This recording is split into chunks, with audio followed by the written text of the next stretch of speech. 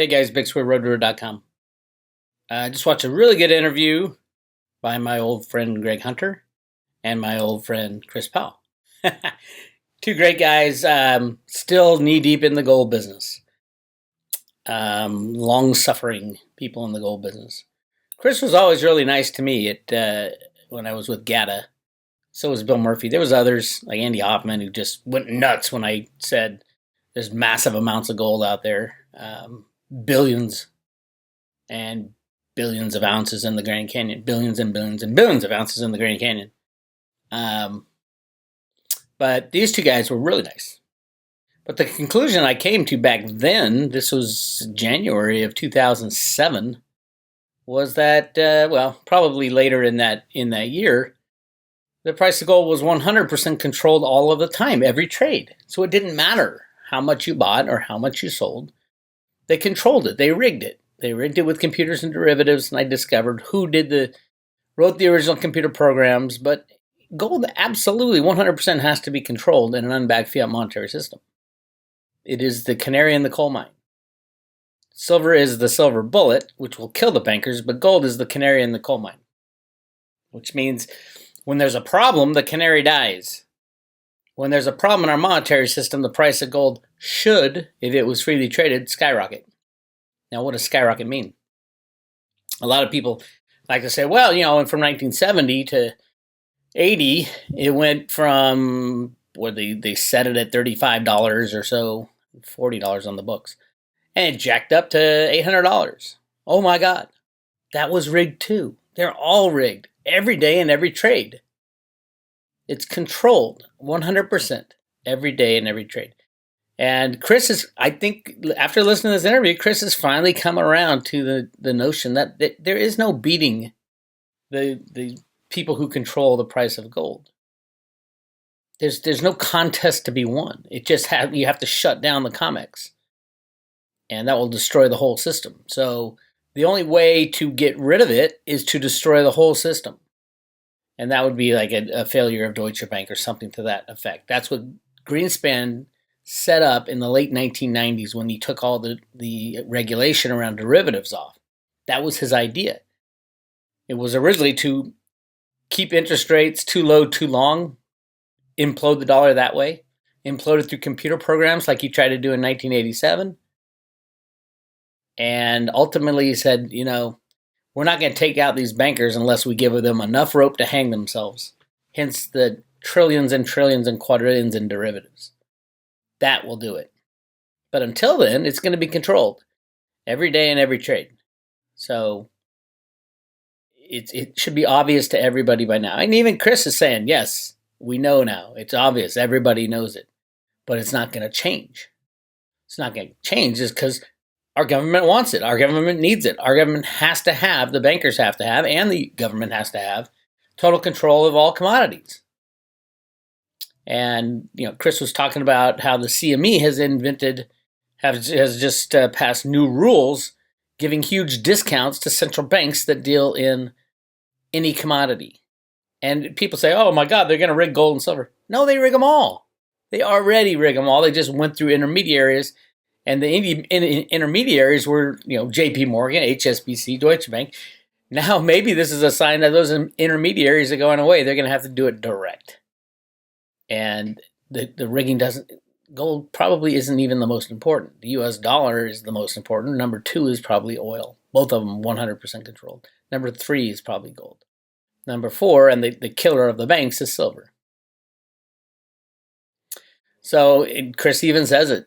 He even says it in this discussion, which is hell and gone from what my GATA friends were saying, 12 years ago. When they're like, oh, Bix, you're crazy. No, all we got to do is buy this gold. And that's too much gold. They still haven't come around to the obvious conclusion of why the Fed was created was to deal with the problem of billions and billions of ounces, millions and millions of tons of gold. In the Grand Canyon and all around the United States, they found so much gold. Look at Karen Lee Bixman article on Chocolate Mountain gold. When they drilled into the side of a mountain at the Chocolate Mountain Gunnery Range and found massive amounts of gold. But the idea is not to mine the gold and go spend it and say, yeah, we're rich. We could have done that in 1909 when we found the original gold in the Grand Canyon. Would have been the richest country on the planet, but the chaos and the centralization of power and wealth would have been undealable. It would have changed the balance of power everywhere. Even the rich wouldn't be rich anymore because they had all the gold, but all the gold wasn't that much gold. There was only, 30 million ounces of gold circulating when the Fed was invented. Or I think it was 1900. We had 30 million ounces of gold in the entire United States, and it was being used as money. That had been mined throughout the world was about, I think it's 220 of everything, including all central bank gold and everything, 220 million ounces. And then all of a sudden they find billions and billions and billions of ounces in the Grand Canyon. What did Woodrow Wilson do? He created the Federal Reserve and then locked up the Grand Canyon. Anyway, today was no different. Today they slammed the gold price down. Boom, right there. Look at that. Here's a better chart of it. Look at that. Bang. And here's how much. That's the funny thing about, that's open interest. Look at that slam. No, that's volume. This is that slam right there from 274 down to below 270. Right there. You know how much gold that took in derivative contracts? $2.5 billion worth of derivative contracts was used to slam the price of gold down. And it really achieved very little. Same with silver. Silver was slammed way down below $15. But silver, look, they followed up with an extra slam. Again, silver's easier to, they're both easy to manipulate. You don't need silver. You just need a computer. And you need unregulated access, like the Exchange Stabilization Fund has, to rig the price of silver to zero if you want. Yeah, click a mouse, boom, zero. You won't be able to get any physical silver, but so what? You just shut down the markets, and all of a sudden, all the shorts are fine. Shorts are rich, the longs are dead. That's how rigged and criminal this market is. And it'll be called a force majeure. That's their escape route, force majeure. If you read the BlackRock documents for SLV, that's the only way JP Morgan can get out of their supposed custodianship is force majeure. And force majeure is easy to argue, especially if you have Deutsche Bank going down, destroying every bank on planet Earth. Boom, force majeure. And a large event out of your control. It's sad, though. It's sad, but it's true. Chris Powell has come around all the way around to the GATA side. Not yet on the quantity. He will. He's a smart guy on the quantity of gold available. But on as far as rigging every moment of every day, absolutely, 100% since the 1960s. That's the amazing thing. Since Alan Greenspan invented the first computer programs to do just that. Computers and derivatives, that's all you need. That is all you need, and that's what's been used. So if there's any question, you guys, about the future of gold, it's going to stay where they want it to put it. If they want to put it down under $1,000, they can do that. I don't think they want to. There's no sense. Everybody's pretty much out of gold, except the old timers. I'm an old timer. I got out a long time ago. Sold all my gold for silver. Still waiting on that. I do think silver will be used in our high-tech society more than anybody knows. And I think it's more rigged than any other metal on planet Earth. That's why they had to shut down one of the most important facilities, military facilities in the United States, the Y-12 facility in Oak Ridge, Tennessee for the Manhattan Project. And I exposed that years ago. But everything I exposed years ago comes up to one very simple explanation. The price of gold and silver is 100% rigged every day and every trade. It doesn't matter what happens. So I stopped talking about it. I think cryptos are getting to that point very soon. Although, hopefully, the crypto guys, who are very smart, can invent a way around that with decentralized exchanges. I heard the Binance exchange coming out as decentralized. They're going to have to prove to me that it's decentralized. Binance is not a good company. I don't trust them at all either. I don't trust anybody who does fake volume. And they do absolutely do fake volume. So I would have to see the whole structure of the decentralized part. If they use the Binance coin, no, it is not decentralized. Not at all. I don't know how that exchange is up and running. If it has nothing to do with the exchange, that's great. But I bet you there's some nuances in there. Either the code's not open source, or you have to use the Binance coin, or something to that effect. Because you cannot have a decentralized exchange that's popular.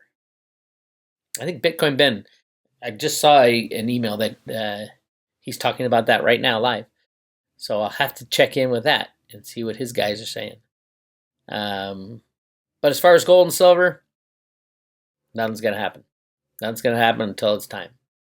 So just hang in there. If you got silver, yeah. If you got gold and you're invested this long, hopefully you have plenty of cryptos. Hopefully you have plenty of silver as well. Because gold will probably go up in price when the whole system crashes, but not even close to as much as cryptos or silver. But hey, right now you can walk down to the store and get, I think it's about 80 to 85 silver coins for just one piece of gold. One piece of gold that if you do a search on Road to Ruta, you're going to find 112 different articles on the Grand Canyon gold. And you're going to find stuff like this. There it is. June 19th, 1912. Tell of vast riches in the Grand Canyon.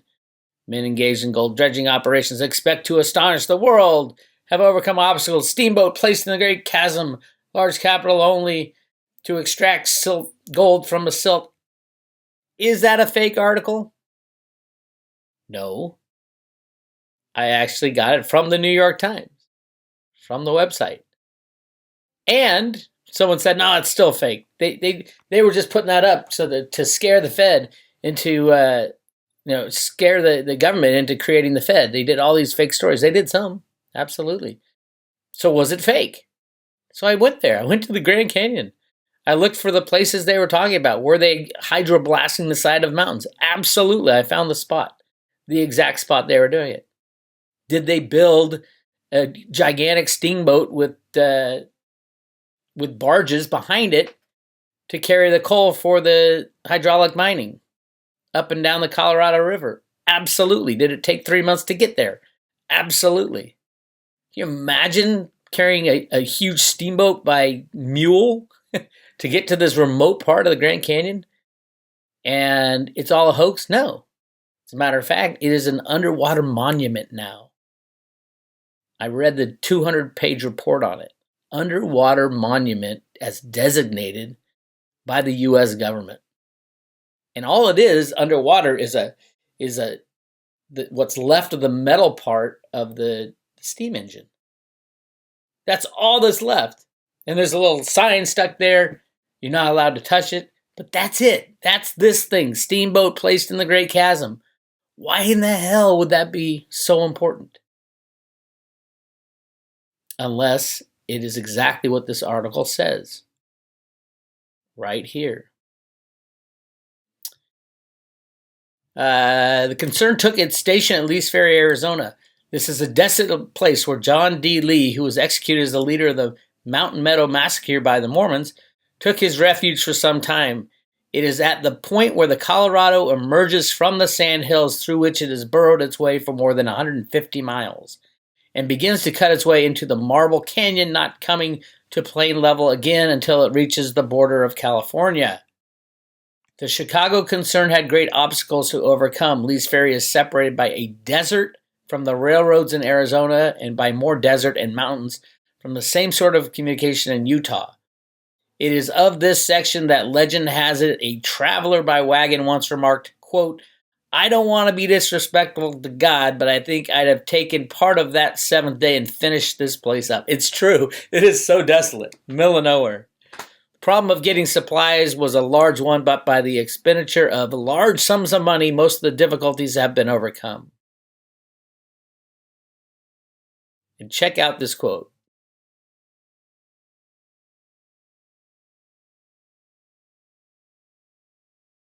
F.D. Watson, which I found worked for the Fed in Chicago. F.D. Watson, who had been conducting operations for the Chicago concern, has come out of Lee's Ferry to report to his principals and make further arrangements to carry on the work. He declares that, quote, when the whole field has been developed, the supply of gold in the world will have been increased by billions. Remember, there's only 200 million ounces ever in the history of the world mined.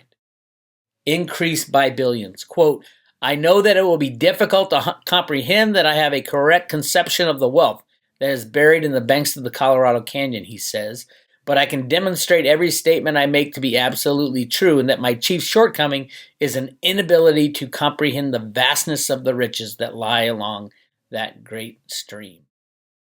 At Lee's Ferry, there are mountainous deposits of marl silts that contain the wealth. Surmounting these is a sort of capstone formation that contains equal values. These harder formations, however, are a little more difficult of treatment. Underneath this stony cap is the softer silt that practically melts, like the sugar under a hydraulic treatment. Experimentation and tests have repeated and rechecked 1,000 times over have demonstrated conclusively that the gold silt contains 50 cents per yard in gold, with a little silver and, strange as it may seem, considerable quicksilver. Exposed to sight are billions of yards of this silt containing more billions of dollars in wealth of precious metal than the human mind can possibly grasp in computation. Absolutely 100% true. This is the only reason Woodrow Wilson created the Federal Reserve System. No, he didn't sell out to the bankers. Completely wrong. Everything in the Creature from Jekyll Island book is correct, except the reason why. Why would Woodrow Wilson, the guy who clearly hated the bankers, why would he allow this to happen? This is the reason. To control the system. You release, it would be massive deflation or inflation. Massive inflation of the monetary system. Complete jiggering. The entire world would be different. Judging from where we are now, might not have been a bad thing. Deal with your own crap. Don't leave it for your relatives. That's an economic formula called the golden rule of economics. You shouldn't put future civilizations, you shouldn't have them dealing with your problems. You shouldn't put them into debt, which we are right now. But if we pull this gold out and revalue it to $1 million an ounce, maybe it'll work. I don't know. Anyway, back to this. Chris, love you, baby. Greg, you're the man. Love this interview, but I said it in 2007. I've been saying it ever since. Price of gold, all commodities, 100% controlled by computer programs. I even proved who did it and how they did it. Bix Weir, roadtour.com. Talk to you guys later.